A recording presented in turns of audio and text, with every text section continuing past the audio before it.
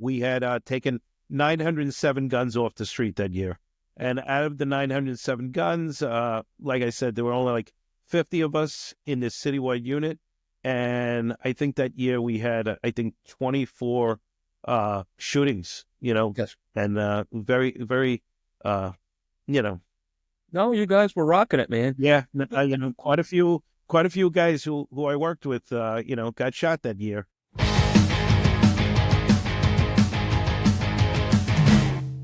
Hey, everybody, how you doing? Welcome back to the Another Nobody podcast with me, your friend, Travis Myers. Today we got a special guest, a very dear friend of mine, Jody Almodovar. Jody and I were cops together back in the Bronx, and he had a very, very interesting career, to say the least. So today he's going to come and tell us a little bit about it. And really, that's all I got for you. So let's get with the conversation.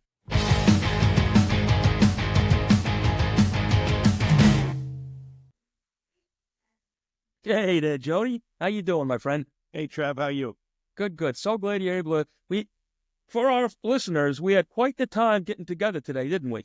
Yes, we did. With the back and forth with this computer nonsense. But two old dinosaurs like us, we were able to figure it out. We did it. All right. So obviously I know you. We know each other for quite a while. But our listeners don't. And once they get to know you, they're going to love you. Because who doesn't love you, right? Thanks, Trav. Outside of maybe your wife and daughters, I don't know. They might have a few choice words. But, so yeah, tell us just, like I said, we'll get started in the beginning, man. Tell us how you grew up. All right. So grew up in a, regular household, mother, father, blue collar people, just working. My father had multiple jobs, because everything was all about doing for the kids, doing for the family, education. So I myself was brought up, like I said, a very plain background, but all sacrifices made towards education, and that being going to private parochial school, So my father actually had a second job, and all the money from there went to our education. Then you wanted to make sure that your kids went to Catholic school. Yep. Yeah. That's it. Well, for us, I went to public school myself. I always make the joke I'm the victim of the New York City public school system, But my mother made sure that my sister went to Catholic school when she got to high school, because it was a way. Everybody from New York knows what we're talking about, even though the rest of the country may not. So, but this is in Long Island, right? You're a Long Island guy. Actually, no. I grew up. So my family was originally from Brooklyn. So I was born actually in Queens. Okay. Yep. Is that where you went to high school? No, so I actually ended up going to high school later on in Long Island.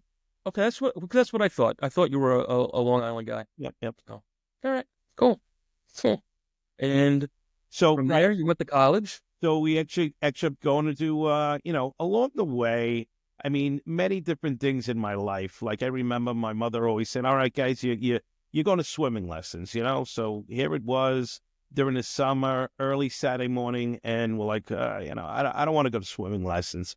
And my mother said, "Well, you never know when someone will need your help, Mm-hmm. So I'm always, and I reflect on life, and I look back many different times, and I always said to myself, you know what, Ma, you have us doing a lot of these things, and it's always for others, because, that's the big thing in the Catholic school, it's always learning all these lessons to help others and how you can help others. And then once again, here we are, we're going to, swimming lessons to help others. So I was always saying to myself in life, what am I gonna help myself? Yeah.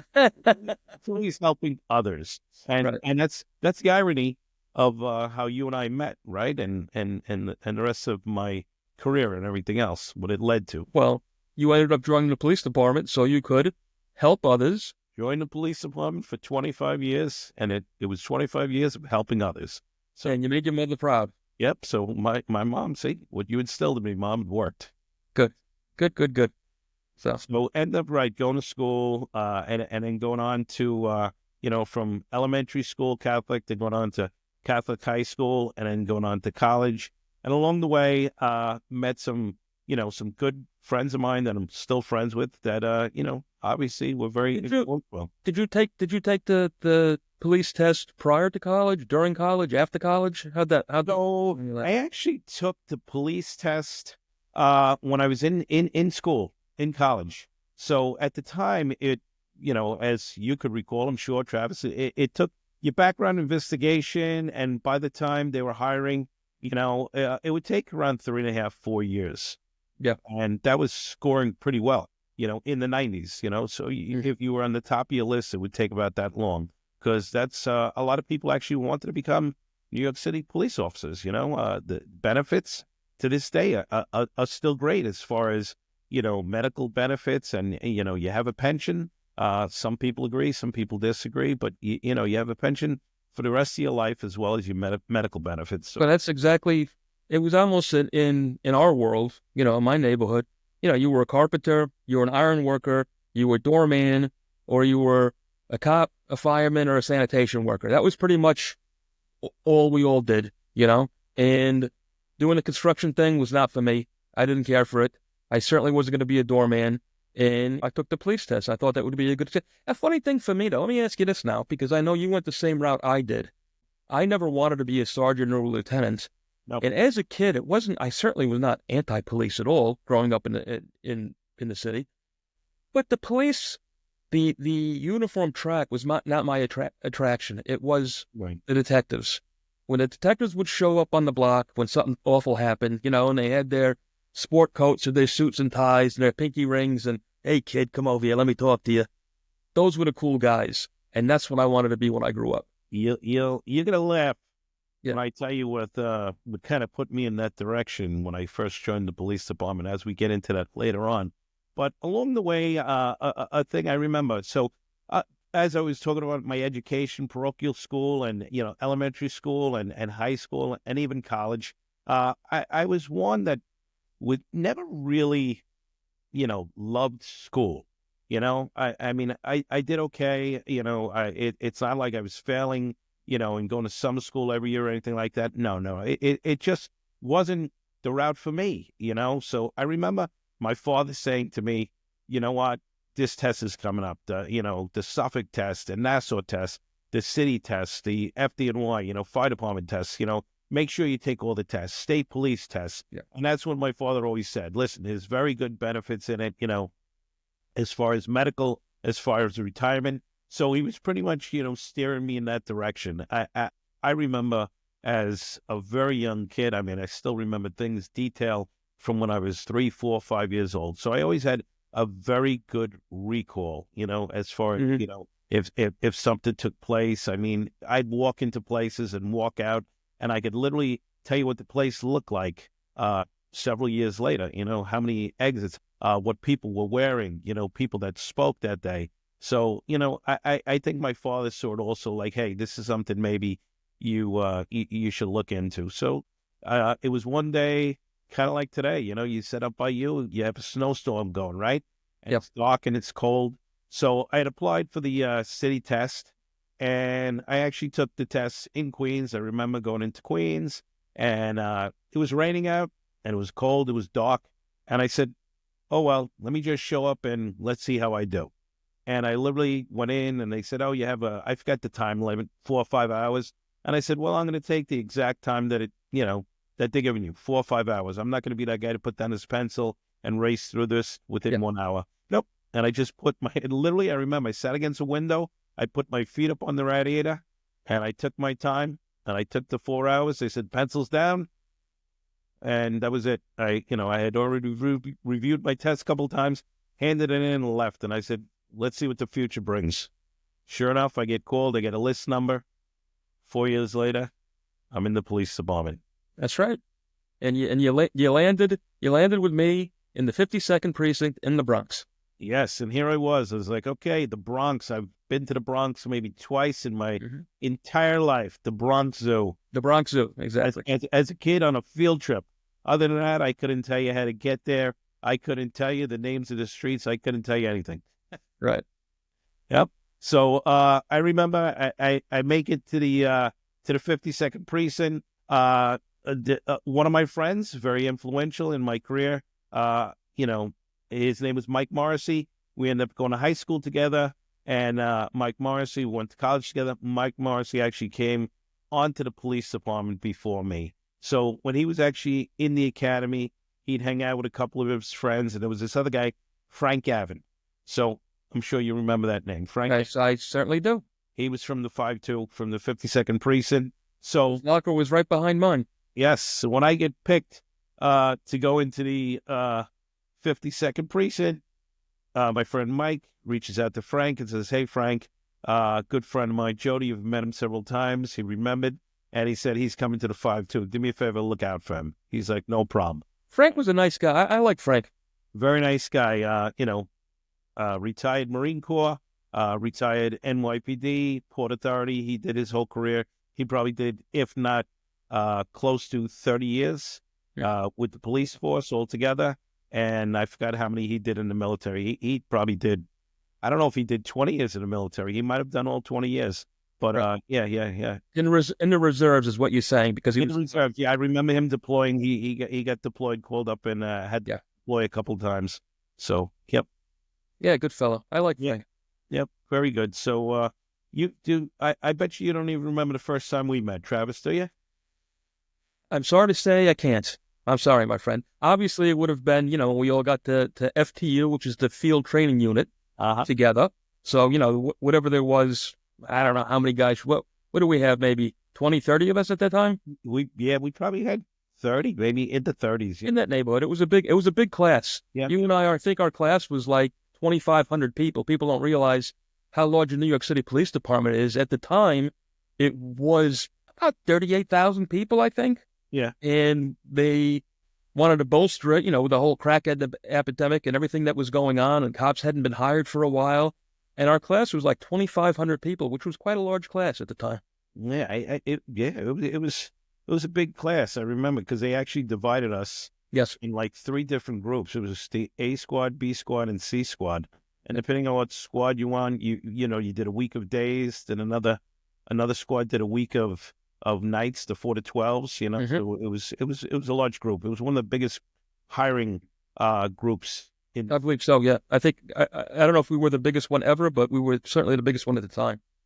So when I first arrived to the 52nd precinct, a lot of people knew other people that were already in the precinct. So just like, years past and years before, you call your buddy, "Hey, I'm coming into the 5-2. My class is starting in a week or two. Do me a favor, save me a locker."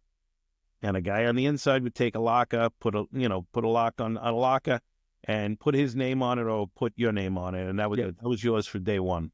I'm sure you had one of those when you arrived, Travis. So I think when I went, I want to say I knew I was on my way up there, so I went days early before anybody showed up. You had the inside track. I did not. I was clueless, I'll tell you. So here I am. I show up in the Bronx, and the first day, and I don't have a locker. All the lockers are taken, and there I am, and I get changed in the bathroom. I'm like, this is terrible. To say the least. The facility wasn't the nicest.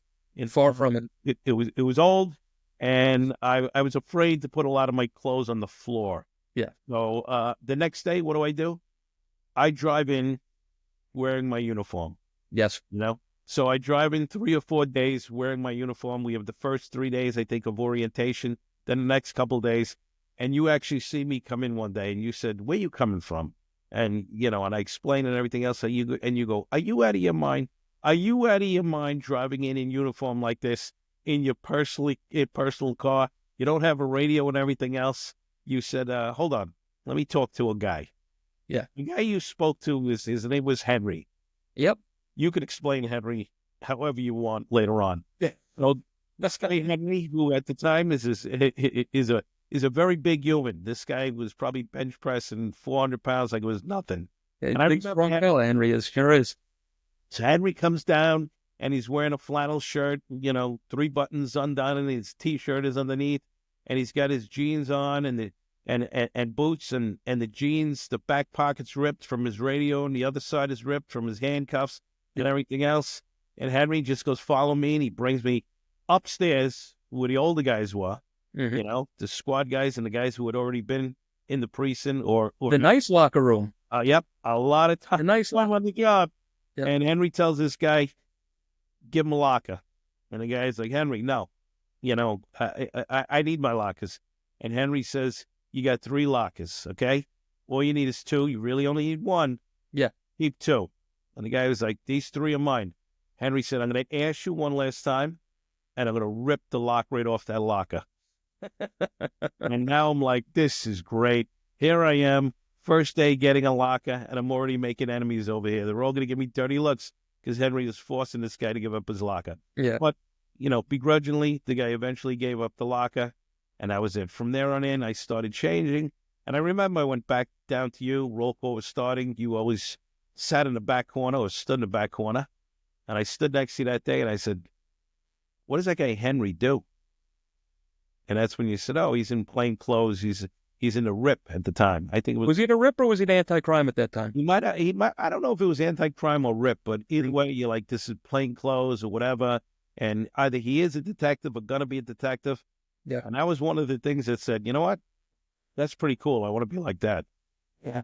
It's instead of coming in every day in this uniform and changing in this uniform, which didn't bother me, but I'm like, that's pretty cool. Well, it's like everything too, and since you've run the gamut now, from patrol through the different, street crime, which we'll get into, and everything else. I mean, it's unusual, and well, for yourself. Before I say what I want to say, describe your first day in uniform on the street in the Bronx. I mean, I could say Not what you did, but it's an unusual feeling. It's an unusual feeling because you know what? All of a sudden you realize you are noticed. You are noticed. All eyes are on you, my friend. Yep. You could walk up and down I could go tomorrow and walk down the streets of Manhattan and no one will take notice. Correct. All of a sudden you're a brand new cop in the Bronx and everybody is looking at you. All eyes are on you. And it's an unusual thing. Like for myself, I, honestly wasn't afraid to do the job. I look forward to it. I was already a New York City street kid, So for me, it was more of a fun, exciting thing to do. But the thing that was strange was how literally, hundreds of people could be on some of those blocks, especially if you're down like in the Fordham section down there where it's so busy. And every one of them look at you. Yep. All eyes are on you. And that was a strange thing to me. So, and I don't think a lot of people really get that. It's almost, in a way, there's a celebrity status to it. Celebrity status, yet, you're tested. They were testing. Yeah. Absolutely. Yeah. Absolutely. It was And then conversely, an experience. Once you're in uniform, or as we say, in the bag for X number of years, and the first time you get to go plain clothes, it's like, you're like a bird with new wings. Right. Yep. 100%. So,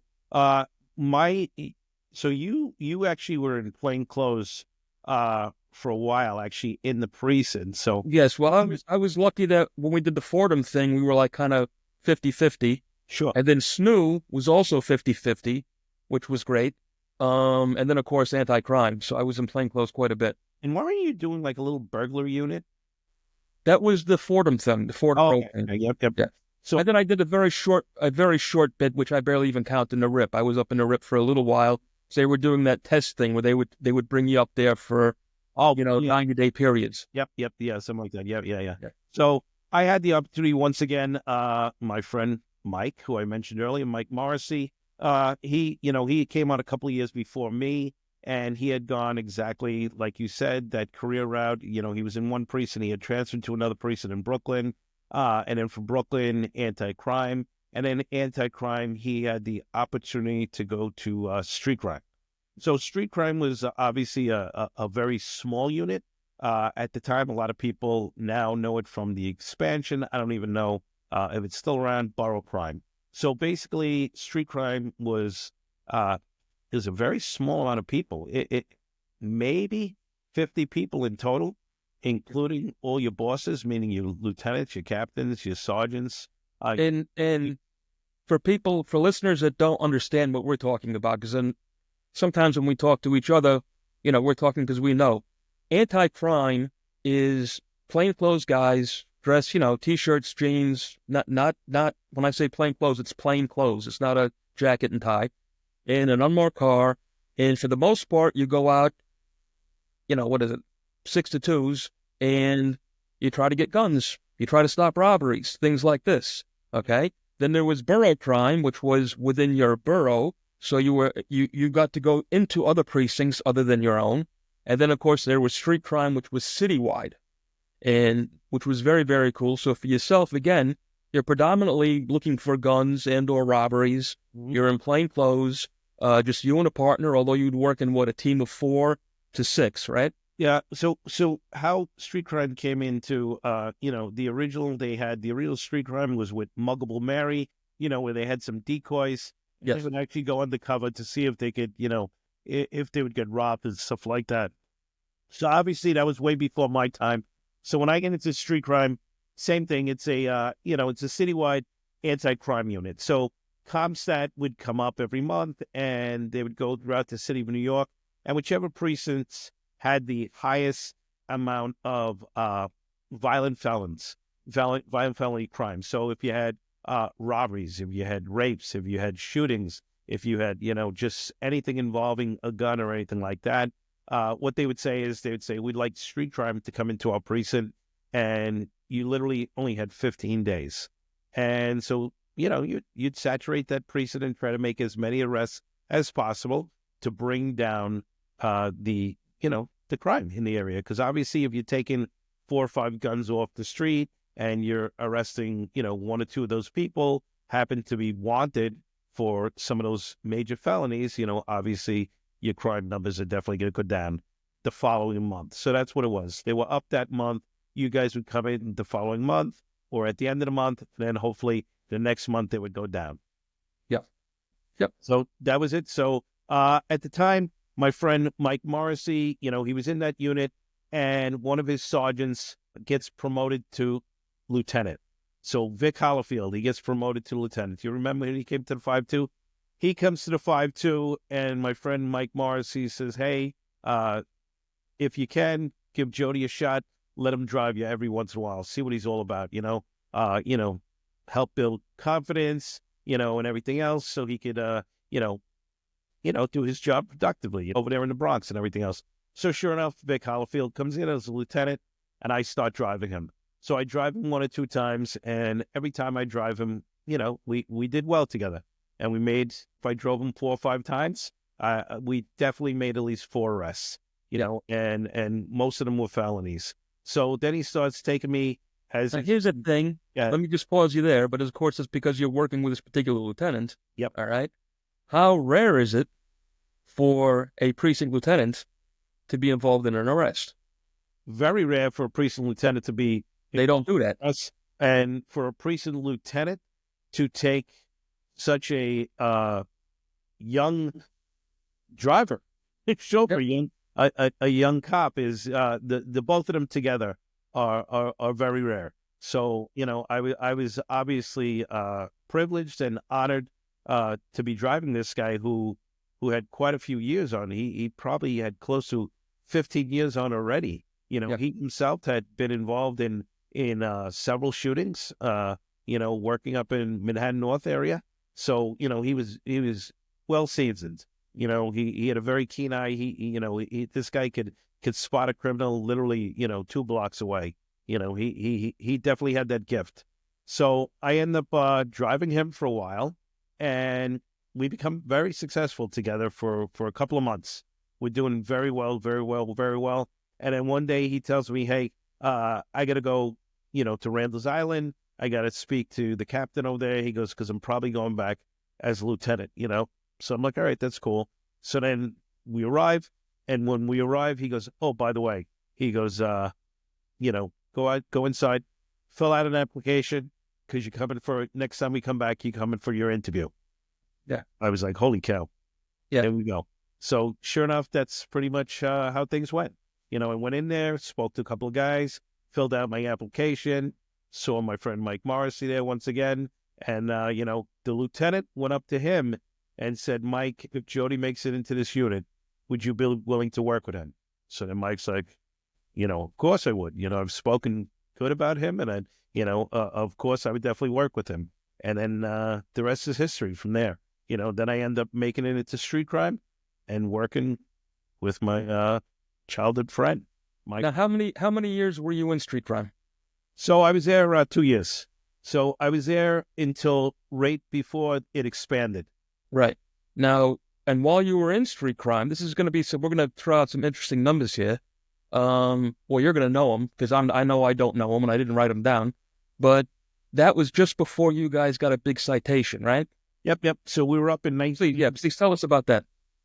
1997. So every precinct, all precincts around the city, whoever's top in whatever it is, you're nominated for a unit citation, which is, that's a big deal for each precinct.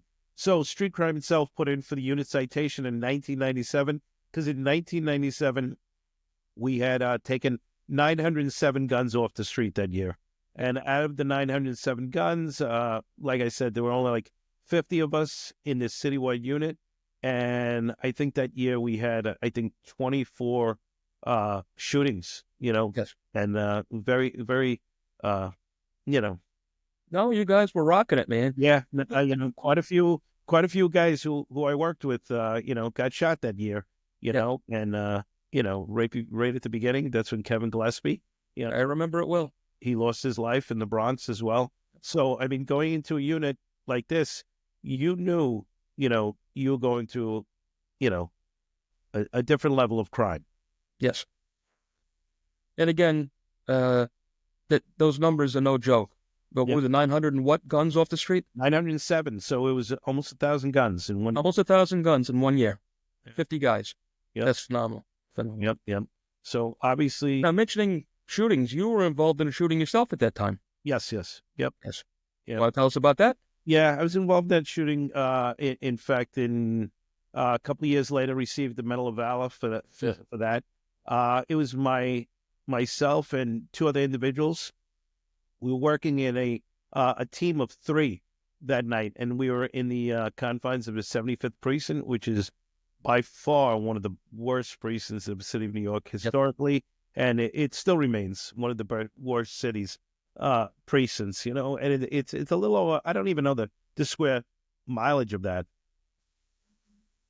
Excuse me. I think it's maybe 2 miles. The precinct itself it's pretty small, but densely populated with some bad folks, unfortunately. Yeah. So we were going through that part of the city when we saw an individual who literally was waiting online, and there were people going up to a little grocery store, and the individual would actually look over their shoulder as they were paying for the groceries. And depending on how much money they were taking out, he was looking to rob them, And when he had the perfect opportunity, it was a couple of women. They went up to the window and they were going to, make their purchase. And that's when he started looking at them. And it was just then that we pulled up, and he actually, at that point, I guess he figured, hey, I'm not going to rob these women. Let me try to befriend them. And that's when he actually tries passing off a gun. He says to one of the women, hey, these cops are looking at me. Do me a favor, hold this gun. And he's trying to give his gun to one of the women, and that's when they make their distance. They're like, nope. And they're walking away, and that's when, our interaction started with this individual. Mm-hmm. And before you know it, we're running and shots are being fired back and forth. And fortunately for us, we won that encounter. Yeah. And we'll leave it at that. All right. So Yeah. then myself and my partner, we both received the Medal of Valor Yes. a couple of years later for. Yeah. So that was it. That was a shootout in the 7.5. Yes. Yeah. Which is unfortunately a common occurrence. So in fact, the guy, there was one individual, Gary Lamite, that was in the car with us. It was myself, Mike Morrissey, and Gary Lamite. Now I think Mike Morrissey, before that, was definitely involved in at least one other shooting. And Gary Lamite, if I'm correct, there was a book written about him. It was called Daville, D-A and then Ville, V-I-L-L, maybe E, because it was after Brownsville. Mm-hmm. And he had, I think before that, he was one of the highest decorated cops in the city of New York. I think he had 2 Medals of Valor and 2 Combat Cross. So he had already been involved in 4 shootings. Yeah, busy guy. Yep. It's funny how things work out like that too. When you're out there, literally hunting people. That's what we did. We looked for the bad guys. We were trying to find them, and how it seems sometimes you can look and look and look and you can't find anything, and then sometimes it's like you can't not find anything. You'll make 3 arrests in the same week. And then some guys just have that knack, man. They hit it and hit it and hit it. No, I can honestly say throughout my career, I mean, I ended up meeting these guys for the next 20 plus years, bumping into the same individuals that I worked with in street crime. And these guys were some of the most talented, cops I've ever seen. I mean, these guys, not only did they know how, they saw things on the street that other people didn't see. I mean, in talking to people later on, which, we both experienced, becoming detectives. Sometimes you go in a room and you ask the guy, but it's very rare. Hey, what happened? What'd you do? Why'd you do it? But I would say that only works 5% of the time, that someone will actually give up a crime. So these guys had not only that gift of, of smelling out the bad guy, but they had that gift of talking to people and actually, getting information out of them. If it wasn't the person confessing to the crime that they would actually be arrested for, they would actually speak about another crime that was about to happen, another crime that had happened, another, someone else that was storing guns, someone that was cleaning guns, someone that was supplying guns, whatever it may be. But, those guys were the best. Yep. Now, some amazing people we worked with. Absolutely. Absolutely. You know what? We're going to take a break right now, just for a second, and we're going to be right back. You are.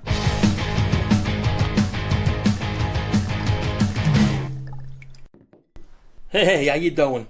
It's me again, another nobody, Travis Myers. And today we're going to talk whiskey. I know most of you think of me as an all-American patriotic type guy, and you are right. But when it comes to whiskey and drinking whiskey, which I do, I always go for the Irish stuff. And my choice when it comes to the Irish stuff is Powers Irish Whiskey. Established back in 1791. It's a triple distilled, oak-aged whiskey. Powers is simply magic. It also happens to be the #1 selling whiskey in Ireland, which has got to say something, because if it's good enough for the Irish, it's good enough for you. So the next time you raise a glass, fill it with Powers, and think of me, another nobody, Travis Myers.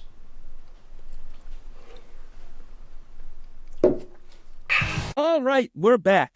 And yes, again, so glad you could join me there, Jody. Now, let me bring this up, all right? I believe it was your street crime days, which we're still talking about. Did you not arrest a fella that many of our listeners would know? Yeah. You know what I'm getting at? Yeah. I'd like to tell time. Yeah. So I guess from jumping all over the city, from borough to borough and everything else, you would end up coming in contact with more people than you would think, So I remember this one time we were driving down the concourse, and who do we actually come into? Which later on, didn't work out to his advantage once again. Flavor Flav. Flavor Flav, I know him well. The rapper Flavor Flav ended up getting arrested by my unit for I think it was a 9mm gun, and I forgot how many vials of crack cocaine. Yeah, so he ended up getting arrested. Let me see another encounter that I had. Tell us what happened with Flavor Flav. You got a little story there or no? Flav, yeah, he had 9mm gun and crack vials on him, riding on a bicycle down the Grand Concourse. Yeah. I remember him. I remember him getting locked up. It wasn't me that locked him up, but he also got locked up with must have been a pound of marijuana up under a sweatshirt, riding a bicycle down. And here's the thing, you would expect a fella like that, as big and famous as he is, why are you still hanging around the neighborhood, man? Get yourself a house in Jersey. Yeah. Right? Get away from it. I remember him in Central booking, so he had his clock around his neck, and someone asked him, "Hey, Flav, sing me a song." And he goes, "The only song I know right now is by the Beatles. Help." Yeah. He was a funny guy. I remember Yeah. what I was watching him one time. I can't remember what street I was on, but I saw him, and you couldn't help because he had that intentional stupid walk that he would do, the giant clock swinging back, and he would get a slice of pizza instead of getting a slice. He would get like a double slice or a quarter of a pie. So his pie, people can't. If you're listening, you can't see me, but it was literally, like 18 inches across. He'd have this giant slice of pizza that he would eat just again to bring attention to how silly he was. He was a silly man, silly person. Yeah. Then, He was a good guy, though, right? yeah, Right. gentlemen. Perfect gentleman. Yeah, another one who wasn't such a perfect gentleman was Hector Macho Camacho. Yep. Another person I know from my past. Funny enough, I remember him from high school. I didn't go to high school. Well, I don't know even if that guy even went to high school, to tell you the truth. But I remember him. I can remember him beating the balls off of a very, very much larger person than him who didn't realize who he was messing with, and Hector took it to him and straightened him right out. He was a real hero at the time. Yeah. So I'm not sure if you had shared that story with me prior to my encounter with him, but when I saw him, we got called to his apartment, family dispute, and at the time, either his living, partner at the time, when she answered the door, her head was all swollen, and she had said that he hit her in the face with a gun. So I'm like, all right, I don't know, did he actually have a gun, or is it this guy who just hit her? And then we actually go into the living room, and I remember he was sitting on the couch, and you see him, and you're like, all right, this is a little guy. Still didn't know who he was, Hmm. and he just said, hey, you better get on that walkie-talkie and call some friends of yours if you think you're going to take me in alone. So I'm like, what? So then he points above him, and there were a bunch of different belts that he had on the walls.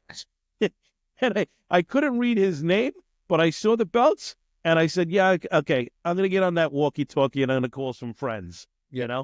But that's the thing with the police department. You know what? You don't, and I'm not saying that I didn't get along with everybody, but you could be worse enemies with the guy with the locker right next door to you or across from you, or, on a second floor, going back to the story where Henry told the guy to get out of the locker, not sure if the guy loved me the rest of the career, but you know what? You get on that radio and you call for help, or you even just say, hey, send me one or two cars over here.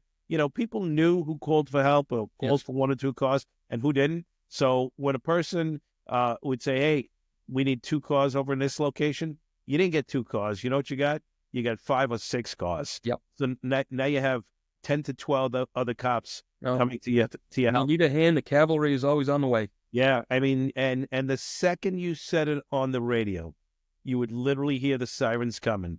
So you knew in 15 seconds, especially in, busy places like the Bronx, you knew, like you just said, the cavalry's on the way.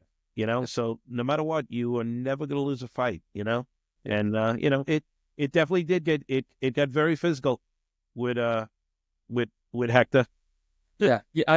I remember that story. He wasn't going to go easy, was he? No, he wasn't going to go easy. And I was with a very large cop that they probably was 6'5", close to 300 pounds or 250. And, between me and him, this guy, we were not taking Hector into custody alone. Yeah. So, like I said, 8, 9 of us later, yeah, we got him into custody, and he got up like it was nothing. And I said, thank God I got on that walkie-talkie. I took Hector's advice. It worked. Hell, Yeah. He laid it out for you, and he did what he asked. Yeah, he laid it out and tried to lay everybody out. But again, that's yeah. But that's a world champion right there for you. Oh, yeah. Yeah. And that's what you say, different level. It looks fast on TV, when he's in a ring. Oh, it's very fast in person. Oh yes. Yeah. No, he was a tough character. Yeah. Then later on in my career, I ended up arresting some guys from what they call Junior Mafia, which was another rap group, with I know the name. I'm Yeah. actually not a fan, but I know the name. Daddy, Biggie Smalls, Yes. Little Kim, all of them. That was all Junior Mafia. So there were 2 individuals, Little C's, and Little Banger. So the 2 of them, both of them, they ended up having weapons and drugs in a car.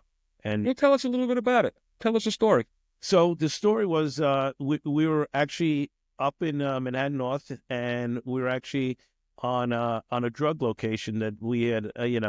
At the time it was buy and bust, so we had some undercovers, and it was me and another individual, and we were in the prisoner van. So when you're in the prisoner van, you're really not supposed to participate in enforcement like the rest of the team was. So unfortunately, there we are. We're sitting on a dark street, and we see these two individuals, and they're getting into a car, and the one individual literally holds up a Ziploc bag, way bigger than, any lunchbox, the size of a small piece of luggage. It turned out it was, I think, I forgot how many ounces, if not half pound, or I don't even remember the weight at the time. And it was filled with, marijuana. Yeah. So he holds the whole thing up, and I go to my partner. I said, come on. I said, we really can't turn a blind eye like to the guy right here just flaunting this to someone else, that he pulled it out from underneath his jacket and was showing him. So the other guy gives him the thumbs up, and they get into the car, and they go to take off. And that's when we pull the car over. And immediately he starts telling me, hey, did I do something wrong? Write me a ticket. Write me a ticket. Yeah. So I said, no, just get out of the car for a second. Let me talk to you. And he's like, write me a ticket. Write me a ticket. He did not want to get into that. And sure enough, as he gets out of the car and I just go to put my hands towards him, he pushes me and tries getting away. That's when I grab him by the jacket. At the same time, he goes into his waistband, takes the gun, and just tries to throw it. Yeah. So obviously, I'm like, holy cow, lock him up right there. I'm cuffing him. We're cuffing the other guy in the car. And his first words were, keep the gun, keep the drugs, keep the gun. I'm like, come on, man. You're going to jail, my friend. Yeah. That was it. The two of them, they went to jail. Did you get him for the bribery too? No. No. It wasn't really, there wasn't more to it. He was just saying, hey, keep it. I just cut that off right there. So we really didn't even get into it. I mean, obviously could have enhanced it, but I figured at this point he was in enough trouble, Yeah, isn't it funny though, with all these, I mean, and we can go on and on for so many different arrests that we've both made, but if it wasn't for, what can I say more than their brazen stupidity, these guys, Yeah. Literally showing the drugs, Yeah. you wouldn't have known. They would have gotten in their car and drove away. 100%. We were sitting one time, I want to say it was Decatur Avenue, because we used to hit Decatur quite a bit, and we were in this, banged up old town car that we had. We were sitting in there doing a buy and bust operation. And we're just hanging out, and these two guys come over right up to the car like they're trying to shatter themselves from everything that they were doing. They were using the car to buffer them from the street, not realizing that we're sitting inside the car, okay?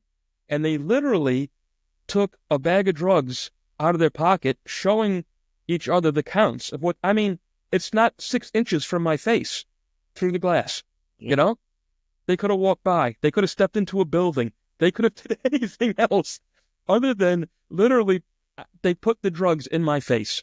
And as soon as they stepped 2 feet away from the car, because I couldn't open the door with them there, bang, we were out, we grabbed them. Yeah. Well, the craziest gun I made was a guy, same thing. Up, I forgot what precinct, maybe like the 32nd precinct. The guy comes out, and at the time, once again, when marijuana was illegal, he starts smoking a joint right there. I mean, literally, we're parked at the curb, and he's 4 feet away. So we get out just to talk to him, and I'm like, what are you doing? Like, seriously, we're right here. And he's like, sorry. And I'm like, you got anything on you?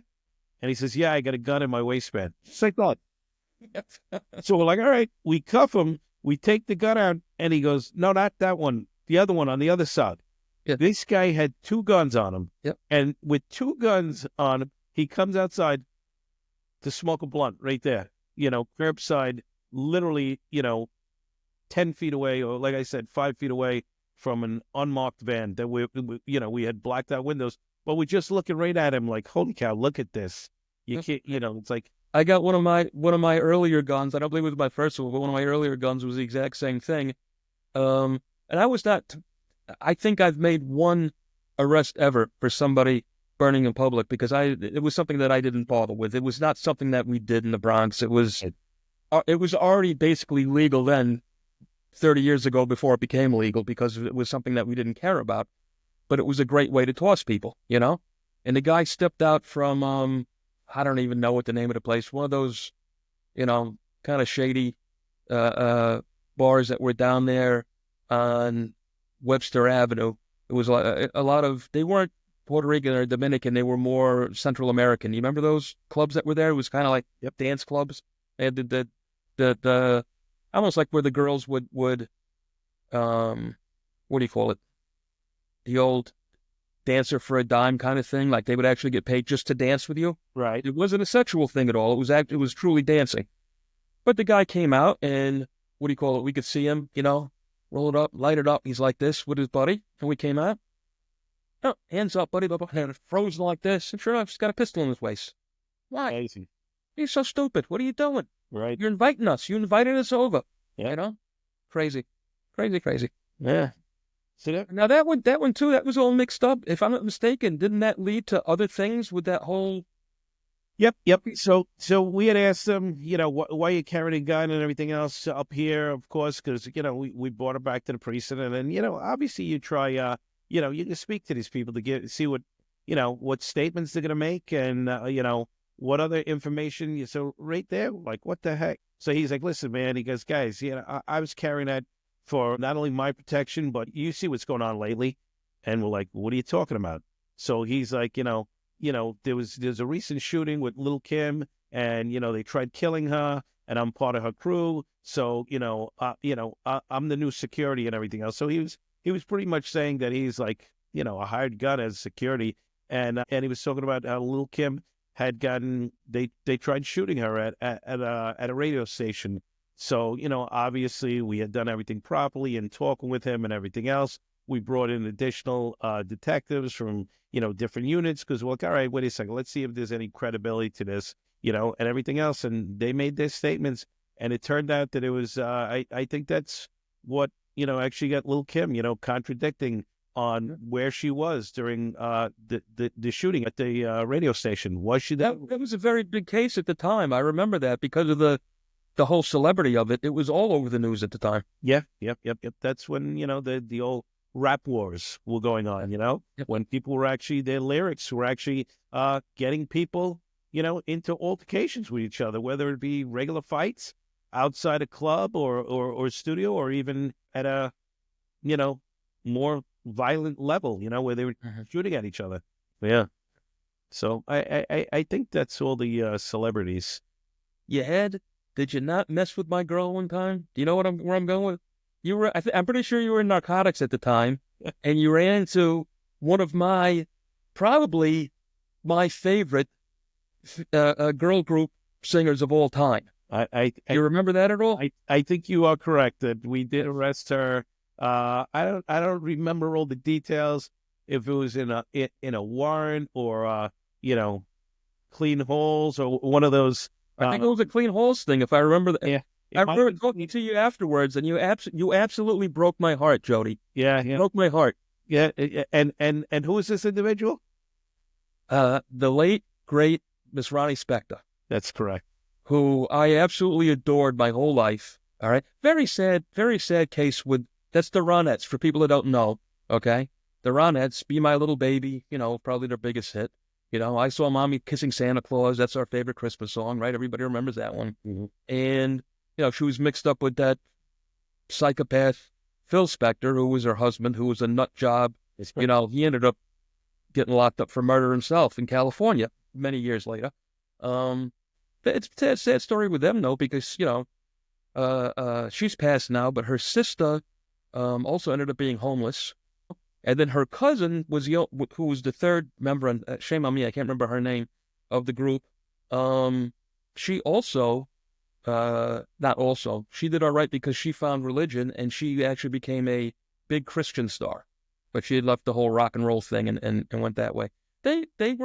She was born like 20 blocks north of where we grew up. Oh, wow. I expect it, yeah. Yep. So, I mean, had you ever seen her in the neighborhood? No, never. No, she's so much older than me. Right. But no, but I'm saying how people come back every once in a while, and the whole neighborhood. No, she'd probably be like, if she was alive today, she'd probably be at least 80 by now. Yeah. So And no, I had never seen her. Of course, by the time I was anybody, she was already rich and famous and living in Los Angeles with Phil and going through whatever horrors she went with him because she was basically held captive for so many years. You know, it's terrible, tragic, tragic I story. remember. I mean, I'm sure you recall Narcotics. After a while, it just becomes like a doom and gloom place. Yeah, It, as they say, revolving door. Sometimes yeah. you're arresting the same people, and even if it's not the same name, in essence, it's the same It's the same thing. it's the same person. Same thing. Everyone. I started out here. And here I am now. This is what my life has brought me. And you talk to some of these people, and some of these people came from extremely wealthy families to regular families to underprivileged families. But unfortunately, 99% of the time, it ended the same way with multiple arrests before they got help, Yeah. or unfortunately death. So From junkies. overdose or anything else. Well, It's, well, so many people look at us as hardened law enforcement types. I mean, junkies have always broken my heart. They yeah, really have. yeah. You know, junkies, prostitutes too. If you remember, because I remember back when you and I were just young guys on patrol. Okay, Fuck. See, it's St. James Park, and we knew these girls by name. You remember some of them? Jazzy. I remember. Little Jazzy, right? It was Jazzy. Maria was kind of the older one that looked after all of them. There was that when they used to call her Oklahoma because she kind of was a little Yeah. blonde cowboy kind of girl. Who knows what hellhole she came from, you Yeah. know? But these women have the absolute worst lives on the planet, Oh, I remember and stories. They used to say that these guys come into the park every night, and depending on what time of the day and if anybody else is there, they at gunpoint rape them and rob them yes, and everything else. And you're like, and you try to come by as much as possible and get them off the streets. Or I remember there was a like a bagel, there was a deli, you'd buy them bagels and everything else, and tell them eat your bagel. They'd sit there for 15 minutes with you. You'd ask them what's going on in the neighborhood, because they saw everything, they knew everything. they knew everything. And then you'd, in a nice way, try to chase them away. Yeah, yep. And always offering them help, and they never took it. And what did you see? Yeah. It's the drugs, man. You'd see a week later, they'd be in the back of another team's. At the time we were still in uniform, and you'd see a van go by, which later on we knew was the P van. In Narcotics, and there was Jazzy and Maria and everyone else. Yep, All in the chain gang, all roped together. Yep. yep. It's a tragic, terrible life. Heartbreaking, Yep. heartbreaking. I had when I was in SNU, I got my first ever CI, which was unusual. Most SNU guys didn't get officially signed CIs. Yeah. And I kept them all the way through my narcotics years. This poor guy Angel. It was tough getting a hold of him back then because we didn't have cell phones. Right. And but he stuck with me the whole time. The guy, literally, not that I wanted to cry, but my heart went out to him because he was such a loser. And that sounds again like I'm talking bad about him, but I'm not. He just could not say no to the drugs. Yeah. And he was not an evil person. He wanted to be a good guy. And he couldn't.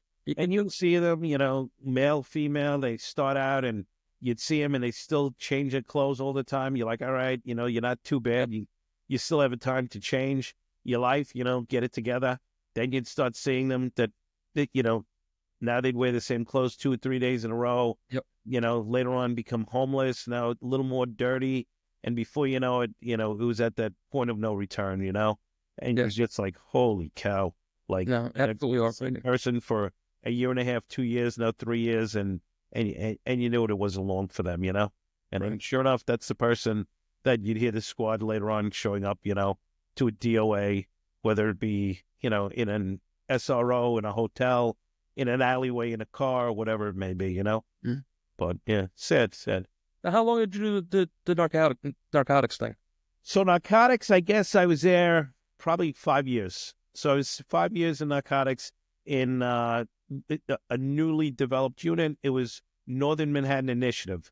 So that covered the 30th precinct, the 33rd precinct, and the 34th precinct, Washington Heights, which was literally the drug capital of Oh, it was hopping, man. yeah. It was hopping. One of my biggest arrests that I was involved in with my team was at one point 100 kilos. So 220 pounds of a little more than 220 pounds of pure 100% cocaine. So I mean, as they call stepping on it, mixing it with other things, which unfortunately right now it's fentanyl.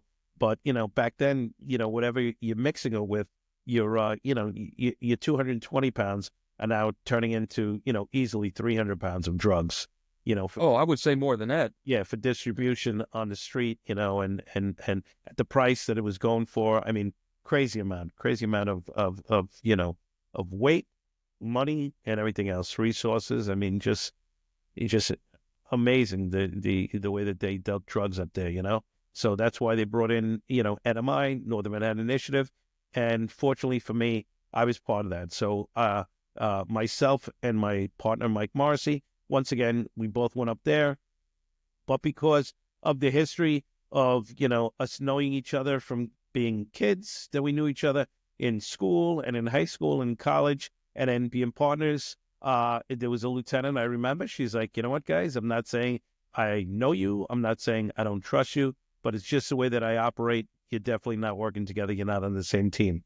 Yes. You look back and you say, you know what? Very smart decision.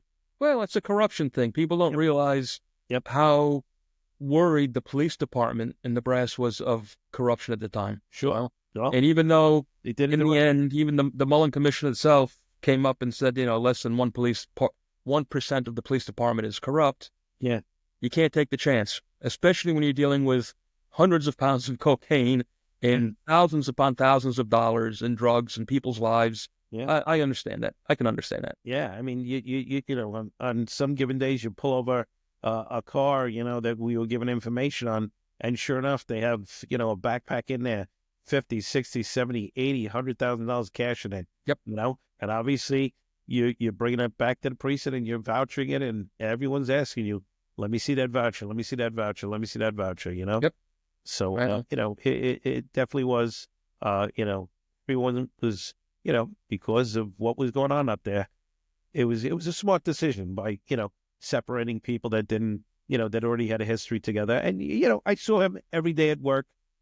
Some days he was going out for enforcement when, it was coming in on the way in. Hey, what do you got? How many arrests you have today? And stuff like that. So I'm sure it was the same for you as it was for us too. Narcotics, although you had your team, your little 6-man team or whatever it was, you quite often had to have other teams come to help you. You helped other teams. You bounced all around. I can't work these hours, so I'll help these guys out, and vice versa. And it comes around. It is quite a. I really enjoyed Narcotics, to tell you the truth. Yeah. I thought Narcotics was a good time in my career. I enjoyed it quite a bit. Listen, it was definitely a great learning experience. I mean, that's why I was fortunate enough, started in the Bronx, working with great guys. Then from there, going to street crime, working with very talented guys and not only did you start to learn, how to do better police work or bigger cases, but then you start learning, because we actually had detectives in that unit at the time that just would do the enhancement of all the arrests, So you saw the whole process going from there, that you'd arrest someone. Now they're giving information additional. You're getting, we'd go out to court, get warrants in the middle of the night, depending on what day it was, and that was it. Rock and roll. Go back the next day. How lucky were you and I also, and everybody that we came on with and worked with before and, after we had left, but we came in when people actually, the administration, the Giuliani administration, cared about enforcement, 100%. We've mentioned today anti-crime, SNU, street crime. All of these things are gone now. So people that are listening know the current administration, the Adams administration, and before that, with that idiot Bill de Blasio, right, stole all of these things. And as much as it angers us, the police, Yeah. the people who live in New York City are done a great injustice by all of these proactive police units being removed. 100%. I mean, I was talking to someone and saying the stats. I think I saw it on the news the other day. Like 320,000 people have moved out of New York City, the highest ever, ever. Just people, and moving to other boroughs, moving to the suburbs, moving out of the state itself. just saying, hey, you know what? I can't do this. In New York City, you're paying so much, and some people just don't feel safe depending on where you are. So many people have left New York State as a whole Yeah. through mismanagement, all right? They've moved to other states that we've lost a congressman. Yeah. We have one less congressman going to Washington to represent us now because of the number of people that have left Yep. New York State. Yep. Insanity. It's insanity. Something right there. Right. But I'd like to say we were very lucky to, those of us who wanted to do the job, Yeah. we're lucky enough to come on at that time and do these things because these kids today can't do them at all. No, and like you said earlier, you said, what did uniform do for you? Did you want to stay in uniform? Listen, we all know it. We all know people that did 20 years in uniform. Yeah. 20 years in uniform in the same precinct. I'm not knocking them when I say that. It just wasn't for me. No, you're in the Bronx, you're in Queens, you're in Brooklyn, wherever, and you never leave that precinct, for 20 years, and they have a great career, and they, either they retire, never work again, or they go on to something else. They've made great friends, and along the way over the 20 years and everything else, and like you said, that just wasn't for me. You know what? I was fortunate enough that I bounced around, not a lot, in 25 years. I think I was in 5 different commands or details altogether, which, is a lot, I would say, for one individual. But it was also, 25 years is 5 years more than, you were mandated to do. The average career, 20 years. And, some people got out before that, unfortunately, if they got hurt or they quit or they just, whatever reason, people, it's not for them. So 25 years, long time, but had to move around, had to do a couple of things. Didn't want to be licensed. And for yourself now, was narcotics the last thing you did prior to 9/11?